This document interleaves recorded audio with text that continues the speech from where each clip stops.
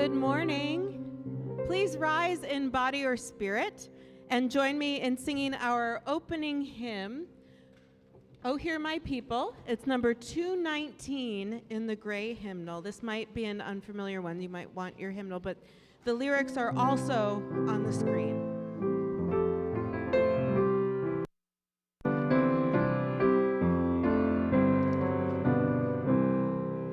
Alone for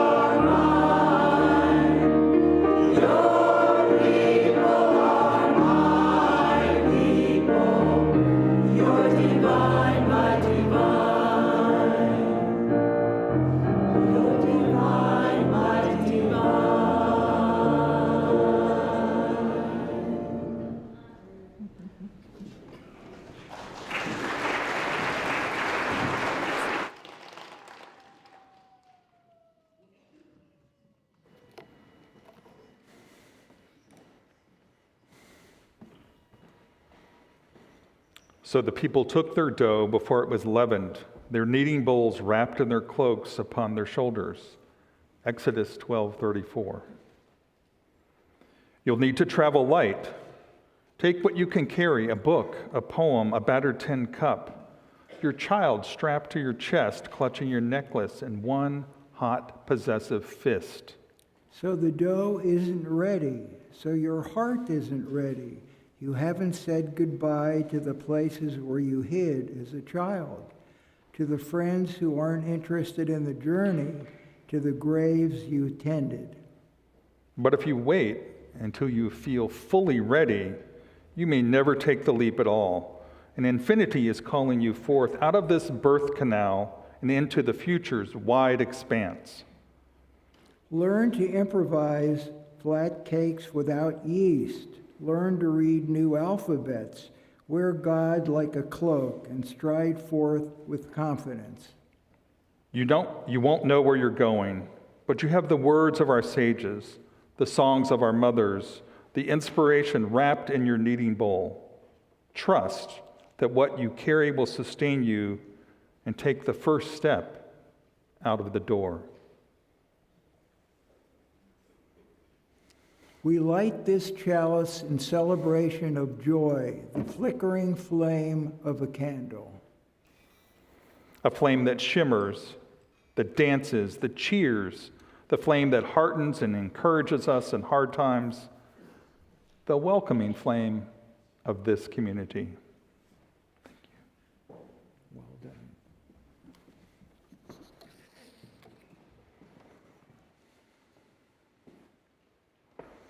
Good morning. Welcome to this Sunday service of the Eno River Unitarian Universalist Fellowship here in Durham, North Carolina. My name is Reverend Daniel Trollinger, Executive Minister here. And whoever you are, wherever you come from, whatever your race or gender identities, whomever you love, and wherever you are on your spiritual journey and search for truth, meaning, and liberation, we welcome you. If you are visiting for the first or second time, we invite you to rise in body and spirit so we may give you a proper welcome.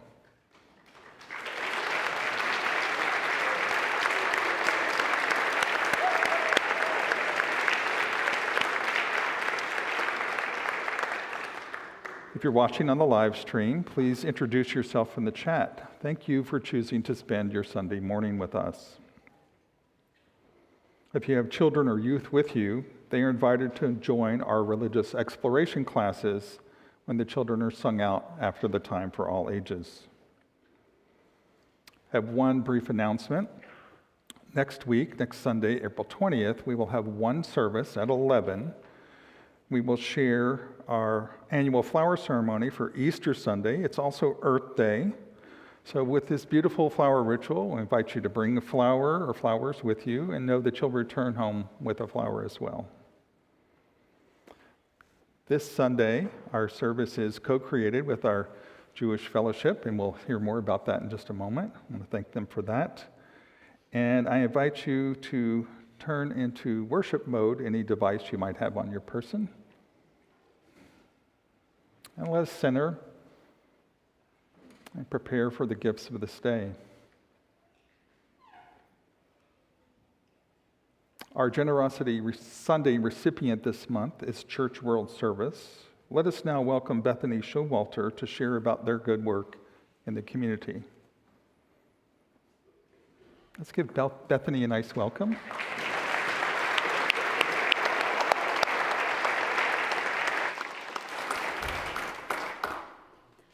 Good morning, everyone. My name is Bethany Showalter, and it's a real privilege to be here with you this morning.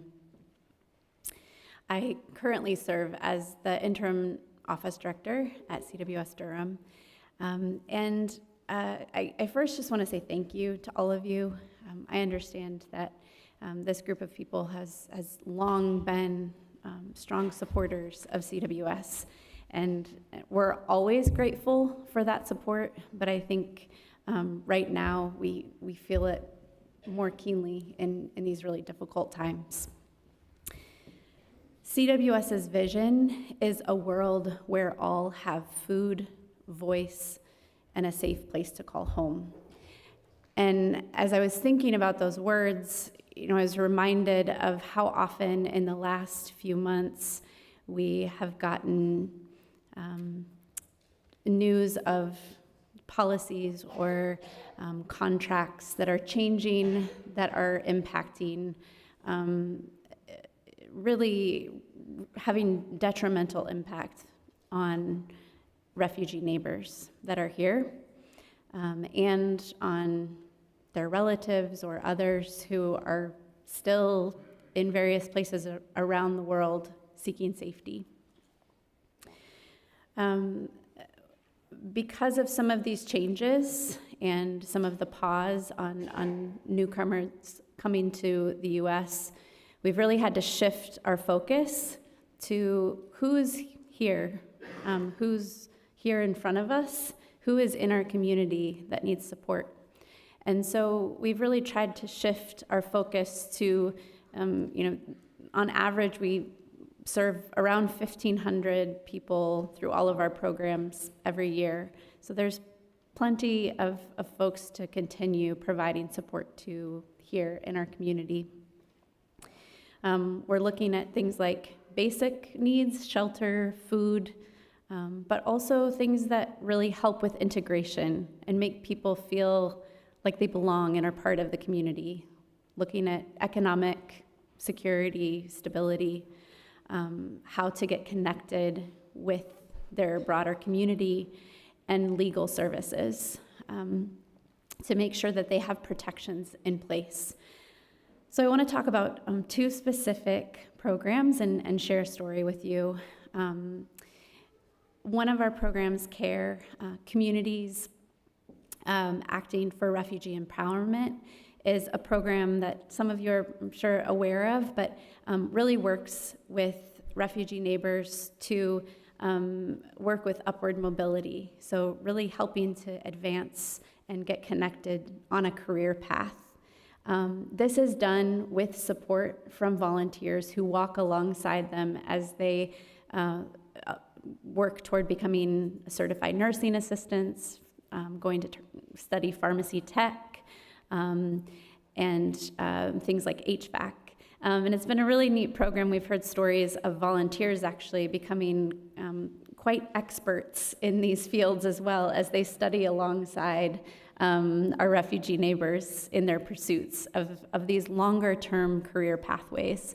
In the last 3 years, we've worked with connecting over 40 individuals from 15 different countries through this program toward more sustainable employment. Another program that I want to talk about is our Immigration Legal Services team. We work with refugees and immigrants in a variety of capacities. We work with unaccompanied children who, without legal services, would be faced to face immigration court alone without representation. We work with services that provide family reunification opportunities for a family member who is able to arrive and are waiting for their family members to join them. So I want to share a story that actually happened this past week that has brought just a lot of joy to our team. A number of years ago, our immigration legal team worked with a man who had arrived through the refugee program to apply for family reunification for his wife and 3 daughters who were still abroad. In the process, he worked toward getting his green card. 5 years after he was in the US, he was eligible to get his citizenship, which he did. In January, we got notification that the family had been approved. They had gotten all of their security checks. The family reunification process can take years, and they had just been approved. Last week, we found out an arrival date, and they, in the process of coming to the US, the man who used to be here in Durham got support from the Durham team, has since moved to Houston, we were able to connect him with the CWS Houston office, and they welcomed his wife and 3 children last week safely to the U.S. This is only the second story that we've heard of a family being able to arrive in the last few months. And we don't always get to hear the outcome of these stories, but I can tell you that our whole team was celebrating when we heard this news. We want to continue to provide these kinds of services to individuals in the community. We know that our programs will need to shift, our staffing structures and the number of people that we're able to have on our team will shift in the coming years. But we are committed to being a people of welcome in many different ways. And we always invite the rest of the community to continue being just that welcoming presence. So thank you so much for the time that you gave me to share with you this morning, and thank you for the ways that you welcome individuals to this community.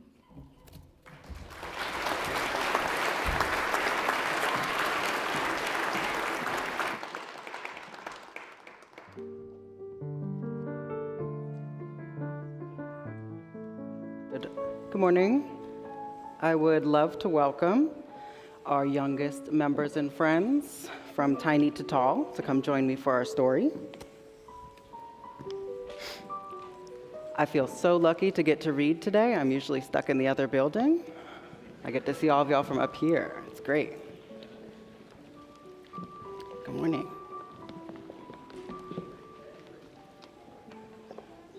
Good morning.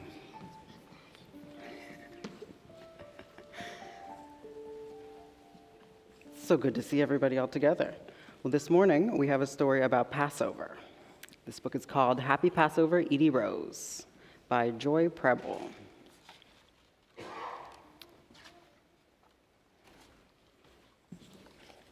It's almost Passover. In apartment 701, Edie Rose checks her list. Everyone in the building is invited to Edie's Passover Seder. When people ask what to bring, Edie says, just you. On her list, it says table to set, soup to simmer, macaroons to, folding tables. She's got a lot to do. Mia, apartment 703, who stays with Edie when her mom works late, loves Passover at Edie's. At Edie's Seders, Mia gets to ask the 4 questions. Why is this night different from all other nights? Everyone sings loudly and calls out the 10 plagues. Do y'all know what a plague is? What is it?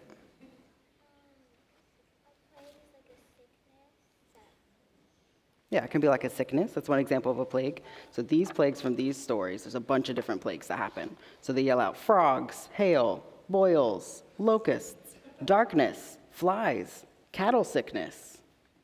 Do y'all know what a locust is? What is it? It's a type of bug. It's kind of like a grasshopper. Is one grasshopper that bad? They're kind of cute, right? But imagine so many grasshoppers that you can't even see the ground.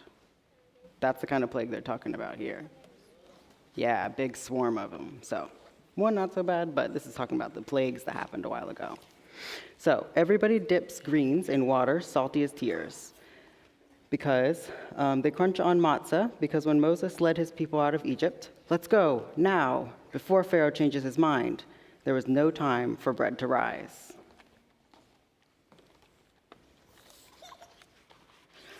At Edie's, Mia and her friends color paper frogs to decorate Edie's table. They stomp through Edie's living room, pretending to cross the Red Sea. They wear detective caps to hunt for the Afikomen. Everybody at the Seder is part of the story, imagining coming out of Egypt together, helping one another. It's almost Passover. Edie's making macaroons. Chewy coconut, fluffy egg whites, sugar, and almonds. Scoop, scoop, scoop. Onto the baking tray. Edie's hands fly quick as birds. Mo sits at Mia's feet, eager for treats. Who's Mo? Yeah, the dog. The dog's on every page. It's so fun to look for. Mia wants to help. Maybe she can scoop. Edie is sliding into the first tray into the oven.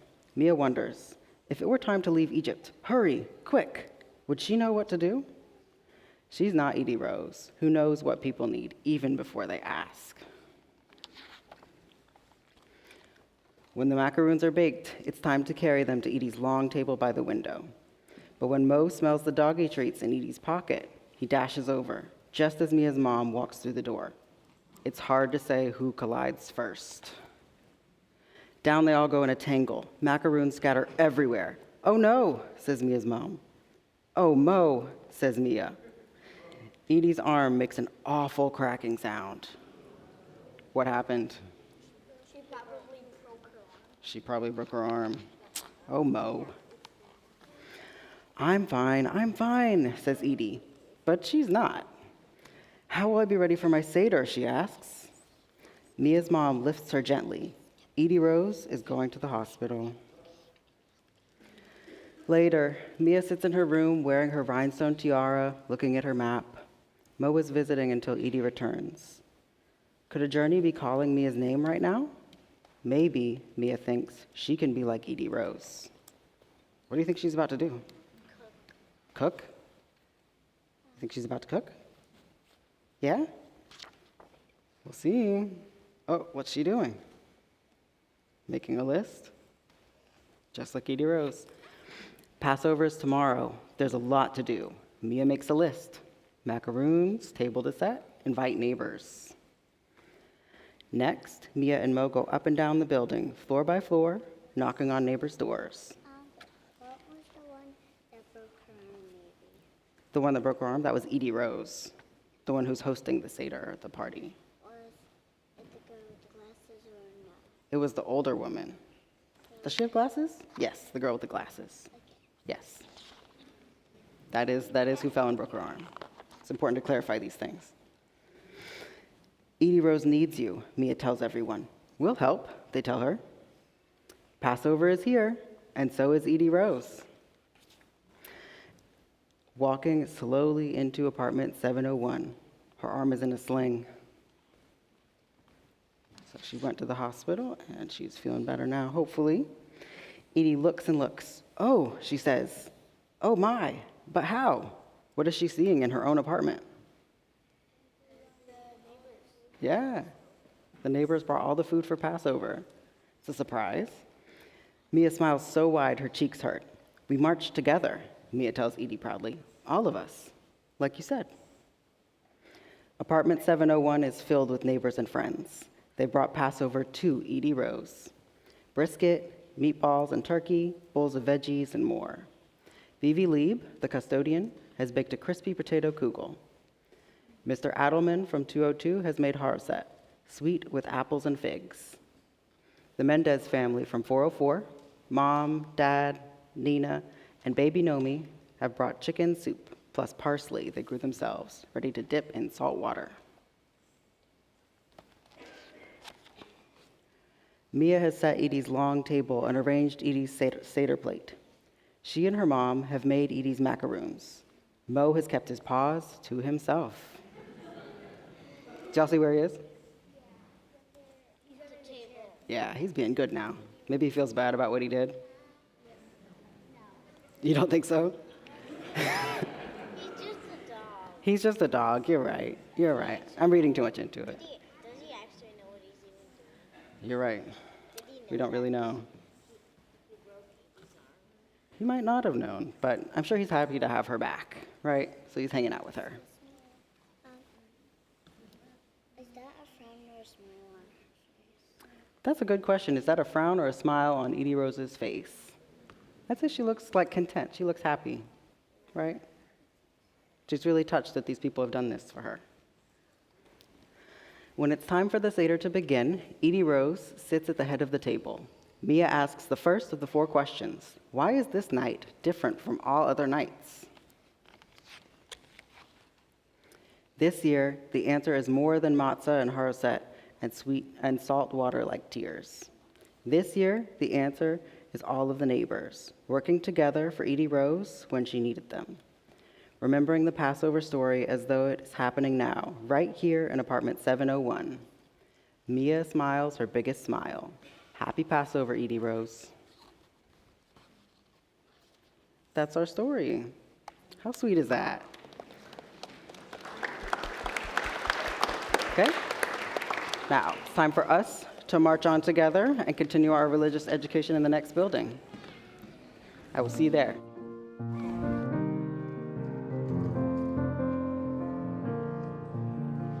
Peace, salam, shalom. Peace, salam, shalom. Peace, salam, shalom. Peace, salam, shalom. Peace, salam, shalom. Peace, salam, shalom. Peace, salam, shalom. Peace, salam, shalom. Please take this time to turn and greet your neighbor, especially someone you may not know yet.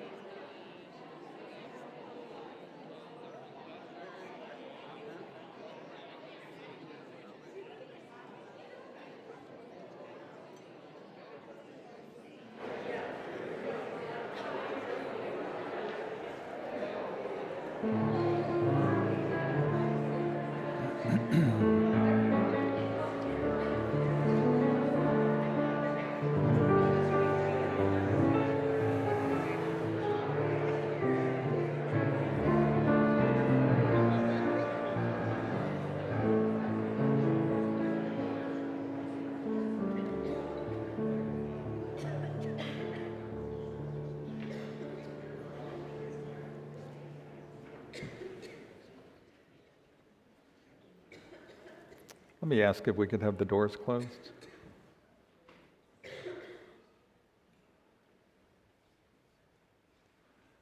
Please join me now in the spirit of meditation and prayer.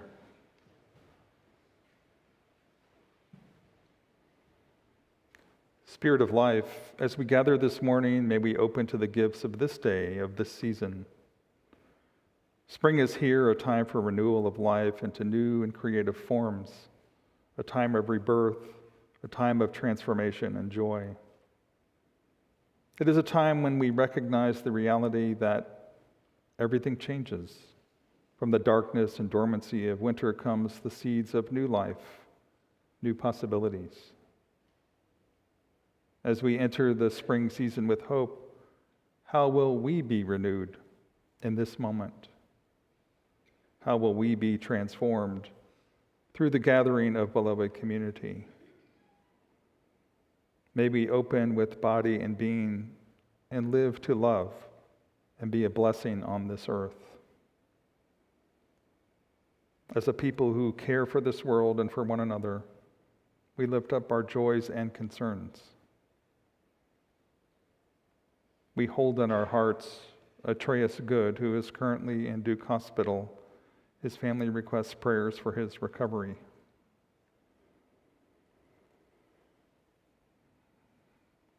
we hold in our hearts Joan Tillman and hold the sorrow of the Tillman family at the death of Cecilia Marie, who died on March 17th this year.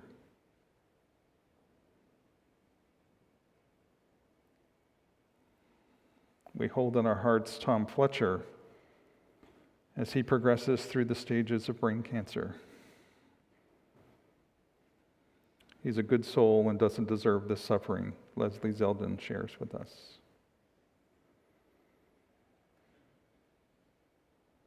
We hold in our hearts those in our community and our own families who suffer, who mourn, who face the everyday difficulties of life.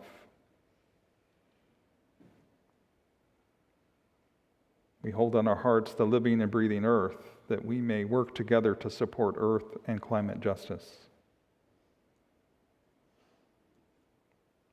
We also lift up all those celebrating joys, milestones, and successes in life at this time.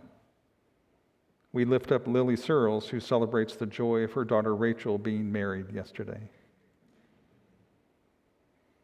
With a spirit of gratitude, we celebrate the joy of being in community together. May we always work to offer a place of belonging for all who come here. On this day, let us pause in this sacred moment, center in the heart, offer our prayers and blessings, and breathe in the silence together.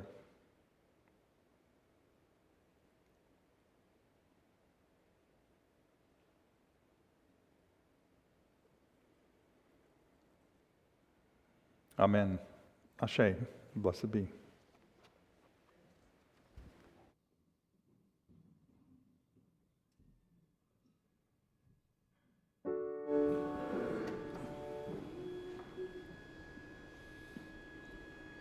May I be empty and open to receive the light. May I be empty and open to receive.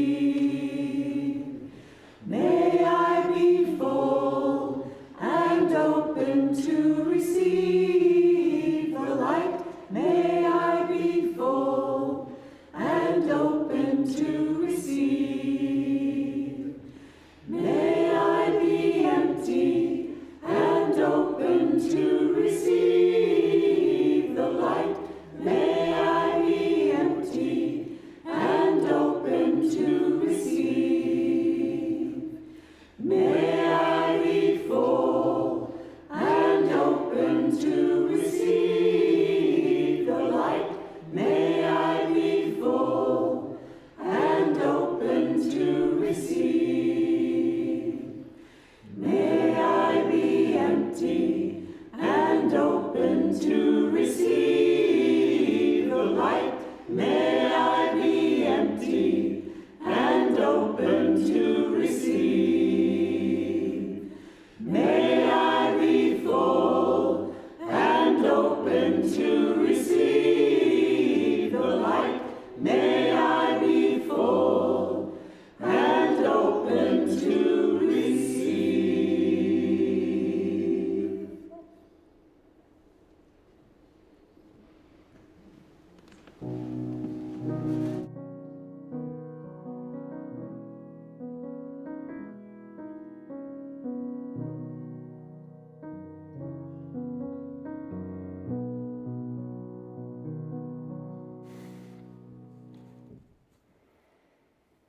Have you ever heard the idea of an elevator speech? It's a brief way of introducing yourself, getting across a key point or two, making a connection with someone in about 60 seconds, about the length of an elevator ride. This idea has been applied to a class offered here before, where the theme of the elevator speech is how you would describe Unitarian Universalism to someone distilled into a core message. Think about this for a second. What would you say? What is the essence of being a UU or coming to this fellowship for you? What brings you into this community, gives you a sense of meaning and connection? When faced with this situation, here's a few key elements that I lift out. Unitarian Universalism is a covenantal faith grounded in shared values that embraces wisdom from multiple faith traditions. It is a large chant that welcomes people from backgrounds and beliefs that are life-affirming and love-affirming, which inspires us to create a more equitable world. At its core is the importance of co-creating a welcoming community. Now, expanding the elevator speech just a bit, we are people of all ages, many backgrounds, people of many beliefs. We are curious and compassionate thinkers and doers. We create spirituality and community beyond boundaries, working for more justice and more love in our own lives and also in the world. Unitarian Universalism draws from our heritages of freedom, reason, hope, and courage, building on the foundation of love. Love is the power that holds us all together and is at the center of our shared values: interdependence, pluralism, justice, transformation, generosity, equity. As a living tradition, Unitarian Universalism draws from many sources. Direct experience of that transcending mystery and wonder affirmed in all cultures, which moves us to a renewal of the spirit and openness to the forces which create and uphold a life affirming. Words and deeds of prophetic people which challenges us to confront powers and structures of evil with justice, compassion, and again, the transforming power of love. Wisdom from the world's religions, which inspires us in our ethical and spiritual life. Jewish and Christian teachings, which call us to respond to God's love by loving our neighbors as ourselves. Humanist or non-theist teachings, which counsel us to heed the guidance of reason and the results of science and warn us against idolatries of the mind and spirit. And also spiritual teachings of earth-centered traditions, which celebrate the sacred circle of life and instruct us to live in harmony with the rhythms of nature. Now, in this broad recognition of our shared values and the core sources for our living tradition, one practice we adopt here at ERUUF is to invite our sources groups to share something of their tradition in Sunday service. Today, the service features the ERUUF Jewish Fellowship, who will share about celebrating Passover. Passover holds deep significance in the Jewish tradition. It is a time to reflect on themes of liberation, faith, and the enduring journey from oppression to freedom. It reminds us of the importance of justice, compassion, and solidarity with those who are oppressed or marginalized. In Unitarian Universalism, celebrating Passover is a way to honor the story of the Israelites' liberation from slavery in Egypt, a story that is often interpreted as a broader symbol of liberation and justice for all oppressed people. Passover is a time for reflection, remembering the struggles of the past and connecting with the universal human desire for freedom.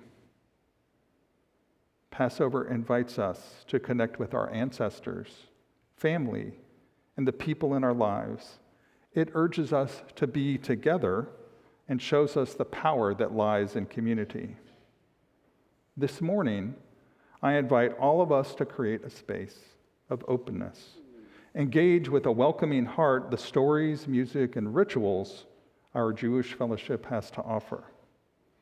Even if this may not be your tradition, listen for the gift, something you can appreciate, something you can learn, something you can connect to your own faith and values.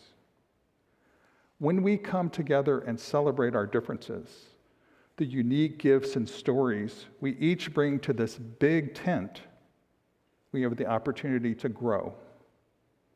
Every time we do this, we grow stronger together and we grow deeper in a sense of beloved community. May it be so.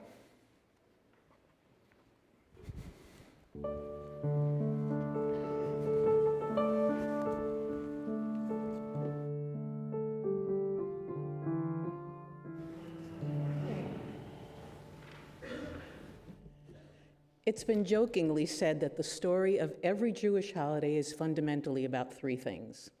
Number one, someone somewhere tried to eliminate the Jewish people. Number two, the Jews prevailed and survived. And number three, this is the most important part, let's eat.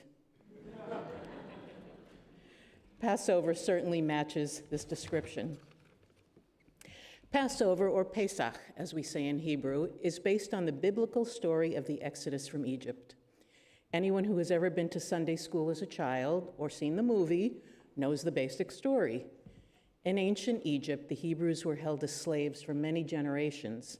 A young man named Moses was brought up as an Egyptian in the Pharaoh's family, and that's because Pharaoh had decreed that the firstborn child of every Hebrew household was to be killed. But Moses had been rescued by Pharaoh's daughter and raised as her own.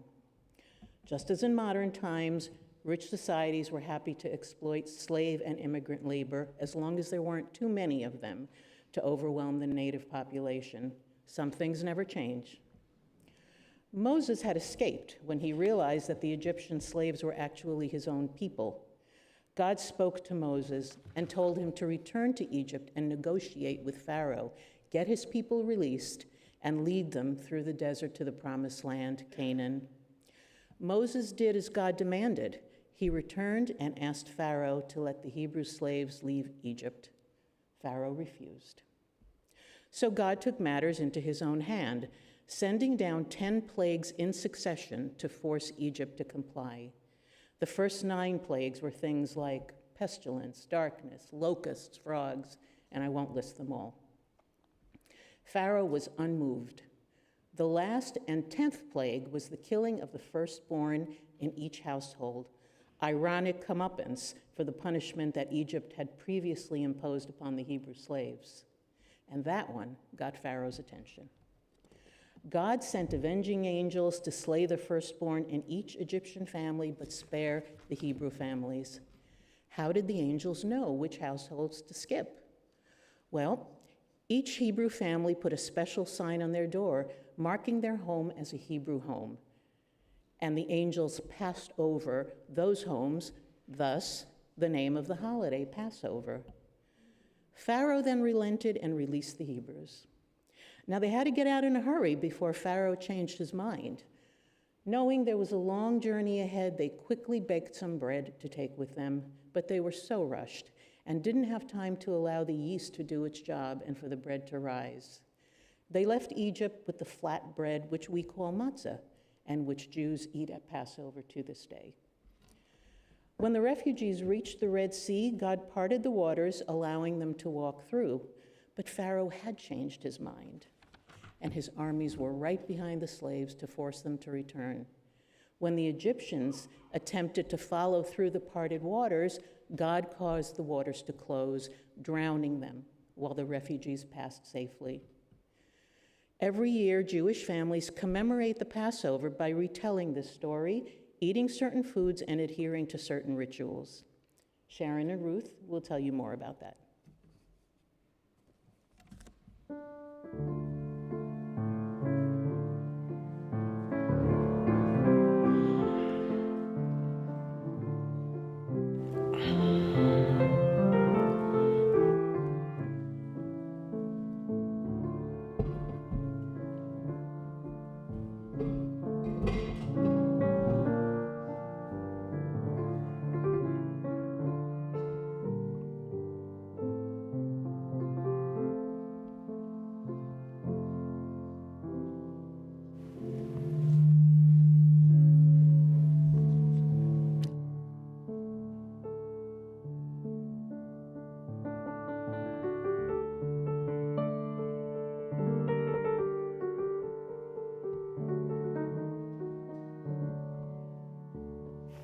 Ready? Baruch atah Adonai Eloheinu melech haolam asher kidshanu b'mitzvotav v'tzivanu al biur chametz.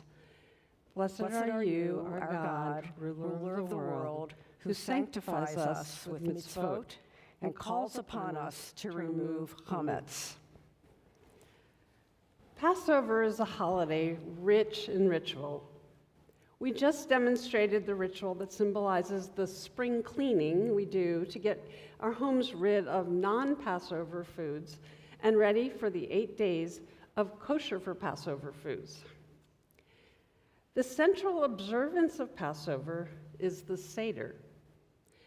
Though Seder means order, it's a very joyful tradition. Seated around a dinner table, we follow a prescribed series of rituals and blessings while telling the story of the Jews' exodus from Egypt. Seders can go on for hours, and though they could be boring for hungry children, I actually remember our family Seders as uniquely joyous. It was the only time during the year that my family would sing together and get silly together and laugh until we cried. We'd like to briefly share a few of the Seder rituals with you.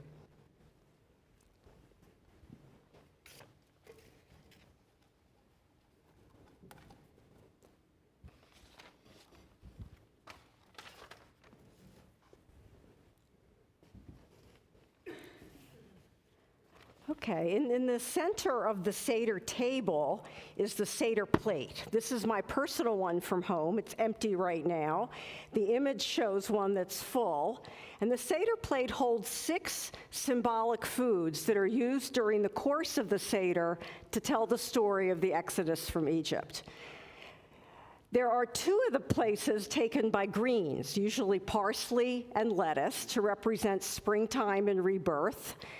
And the parsley is later dipped in salt water and consumed with a blessing, the salt water representing the tears of the slaves. Also on the Seder plate, you'll see a roasted egg, symbol of fertility and the cycles of life. In addition, a shank bone, or alternately, a beet can be used to represent the Passover sacrifice that was made. Another place holds the charoset, which is a delicious mixture of chopped apples, chopped walnuts, cinnamon, and red wine. And it represents the mortar that holds the bricks together that the slaves used. And finally, the last component of the Seder plate is the bitter herb, traditionally used horseradish to represent the bitterness of slavery.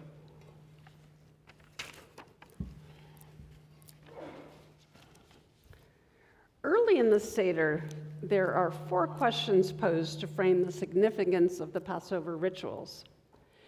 The questions are typically asked in Hebrew by the youngest present, usually a child, and it's a big honor and kind of a rite of passage.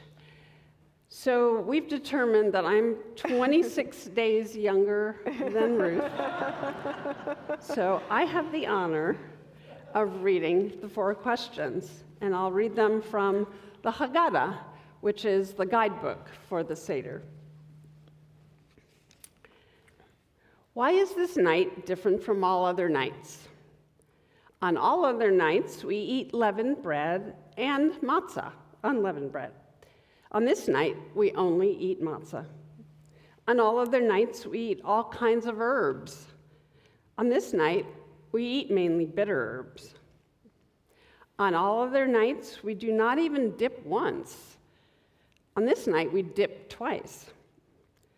On all other nights, we eat either sitting straight or reclining. On this night, we recline. So the questions are posed, and then they're answered one by one as the Seder proceeds with readings and songs from the Seder guidebook, the Haggadah. There are 4 cups of wine consumed during the course of the Seder, each of them with a blessing. So we're going to pour some wine, lift it up, and sing the blessing to give you an idea. Baruch atah Adonai Eloheinu melech haolam borei peri hagafen. Amen.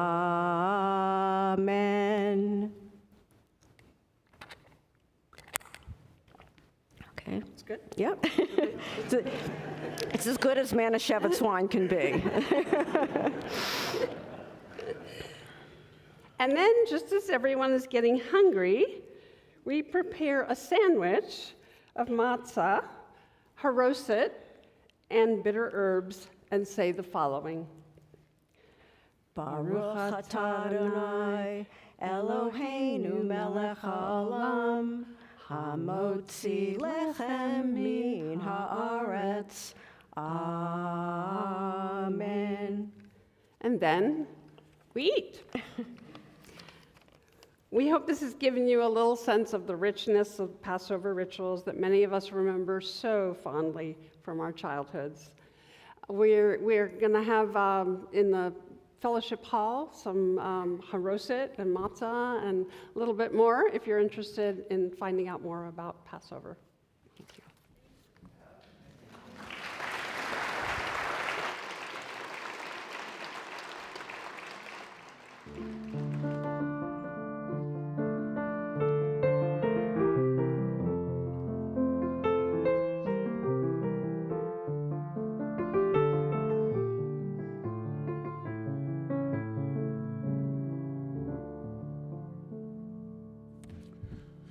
Good Pesach. The raised voices, the singing, the retelling of an old story, the smells of food, the pouring of wine, and that deep purple color. Those are some of the things I remember early on in my life at Passover Seders at my grandparents' house in Perth Amboy, New Jersey. A modest frame house, their proud emblem of an immigrant's life in America. There was also a mix of languages and accents, English, Hebrew, Yiddish. Sitting at the children's table, I tried to learn what the adults were talking about as they went through the Haggadah, retelling the Passover story, the escape from Egypt, in story, song, and prayer. What I remember very clearly was the generosity of my grandmother, who told me that it was a Passover custom to invite strangers and the needy to Seders. Sometimes there were people we didn't know seated at the table, some looking very poor, some even wearing clothes my grandmother gave to them. My grandmother literally combed the streets looking for people needing a Passover meal. As a child, I didn't fully understand the idea of opening the doors to one's home for the Seder. I knew we left the door slightly ajar and placed an extra glass of wine on the table for Elijah the prophet when he made a visit to bless our Seder. As an adult living in places I did, there weren't many Jews at my Passover Seders. I invited friends, some who had never witnessed a Seder before, but never strangers or the needy. When I moved to Bel Air, Maryland, most of my friends were people my now ex-wife met at the UU Fellowship in Havre de Grace. They were all very familiar with Passover and had participated in Seders at friends' homes or at the UU Fellowship. On Passover, we planned a Seder, invited our friends. At a Sunday service, a woman I didn't know approached me at the fellowship and asked if I knew if anyone was having a Seder. Not knowing her, I kind of muttered a non-answer and then asked a friend who she was. My friend's eyes turned down and informed me that the woman was an outsider. No one really knew her. She didn't get along with people and was rumored to have problems. I was surprised by my friend, a normally compassionate person, for his statement.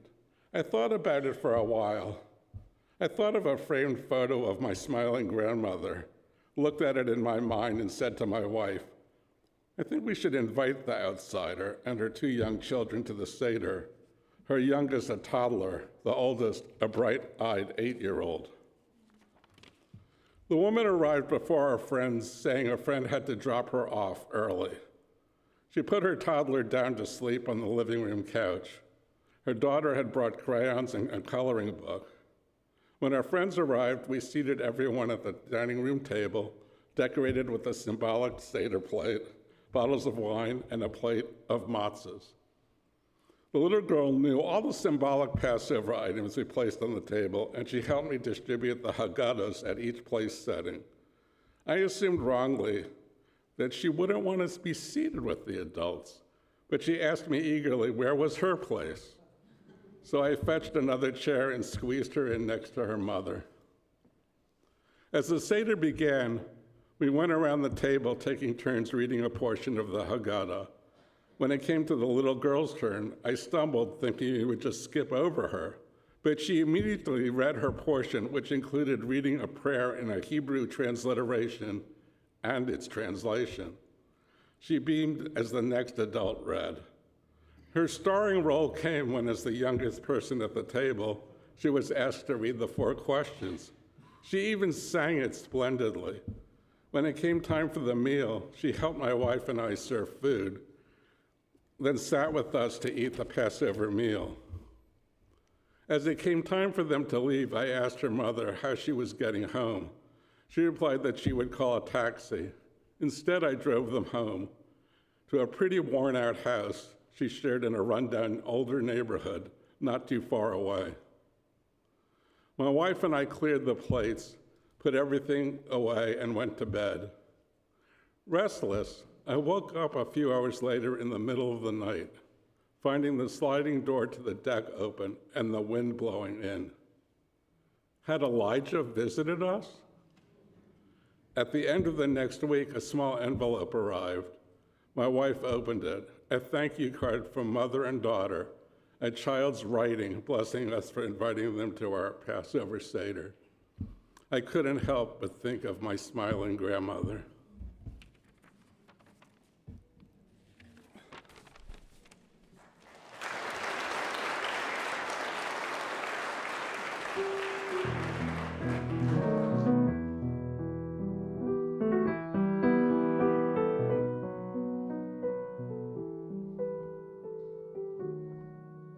Explained already and beautifully demonstrated, Passover is a holiday that celebrates the liberation of the Jewish people from slavery in Egypt. This joyous holiday brought my family together with other German Jewish families, where we shared how fortunate we are to be living in a free and democratic country. A prominent theme for me is the importance of freedom. This theme also has parallels to my family background and current events. For example, our families were not permitted to join a country club in our neighborhood because we were Jewish. It is troubling to me that anti-Semitism is dramatically on the rise in the U.S. and around the world. Historically, my grandparents and parents were persecuted by the Nazis and their legal rights were taken away. They were fortunate to escape Nazi Germany in 1938 and 1939 since they had sponsors in Cincinnati. It's hard to imagine how difficult and challenging it was for them to start a new life in a foreign country. I admire and respect how they coped with this transition. As I reflect on my German Jewish background and the meaning of Passover, I feel fortunate to have the freedom to pursue my own personal and professional path, unlike my grandparents and my parents. This Jewish holiday reminds me of how important it is to ensure, protect, and safeguard freedom for everyone. One way I have implemented this value has been by giving presentations through the Holocaust Speakers Bureau. In addition, I have helped resettle refugees who were persecuted in their home countries as a member of the Refugee Resettlement Committee of Judea Reform Congregation. Passover for me is a call to action, emphasizing equality, justice, and freedom for all people. At this time of year, I always reflect on ways I can engage in additional social justice actions to address discrimination, prejudice, and hatred in order to make this a more peaceful and equitable world.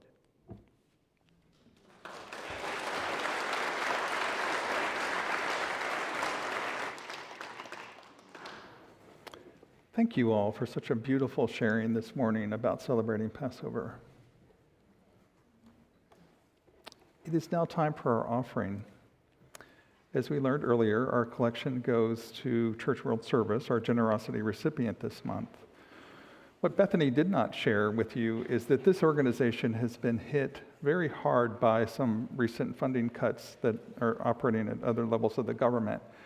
And they're in great need of support on many levels. So this is our opportunity to do that in our small way. Place your tangible gifts in the pouches as they come around, or point your QR code at the, point your device at the QR code, and then go from there. Take it from here, Wendy.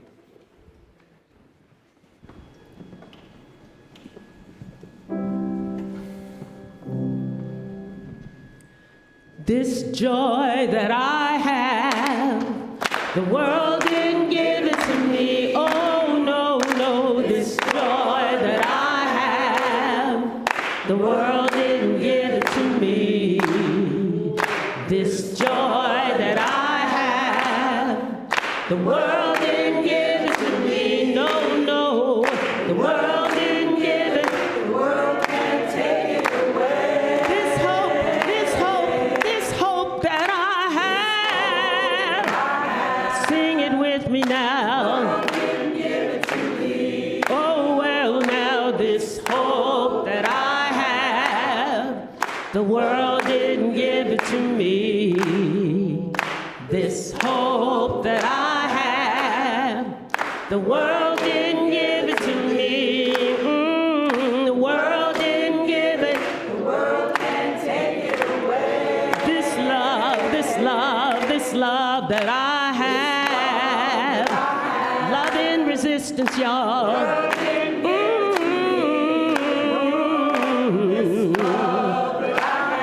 Oh yeah, y'all. The world didn't give me this love.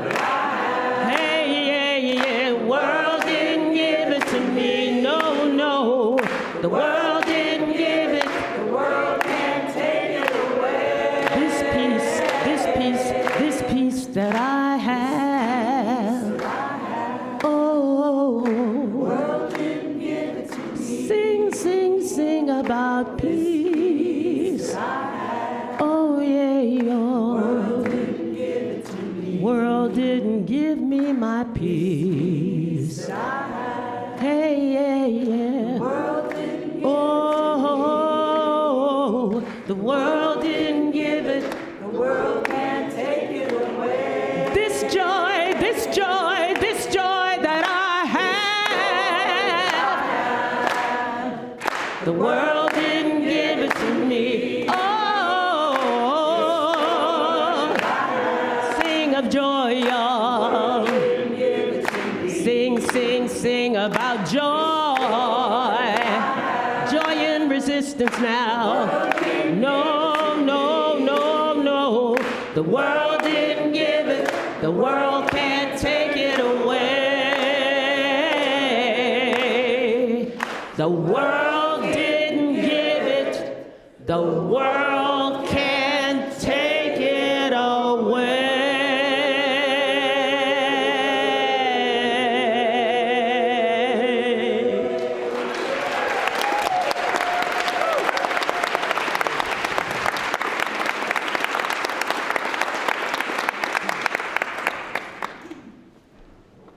We give thanks for the many gifts and amazing generosity that support the building and sustaining of this beloved community.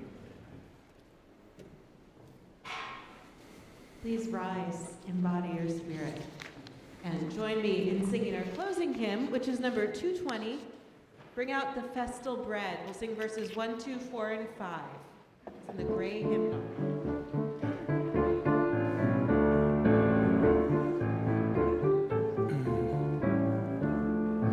Bring out the festal bread and sing songs of freedom. Join the saints of God and sing songs of freedom. What modern pharaohs live in arrogance drowned? Who shall be sent to judge folly unbounded? Bring out the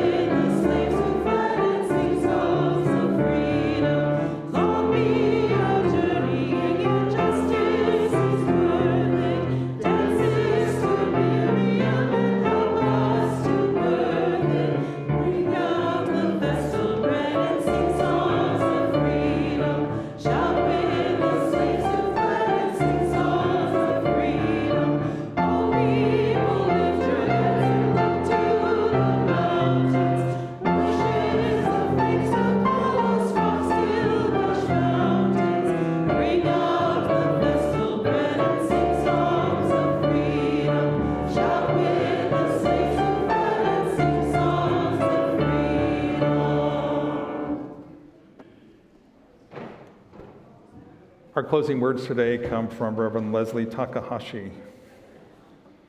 All that we have ever loved and all that we have ever been stands with us on the brink of all that we aspire to create.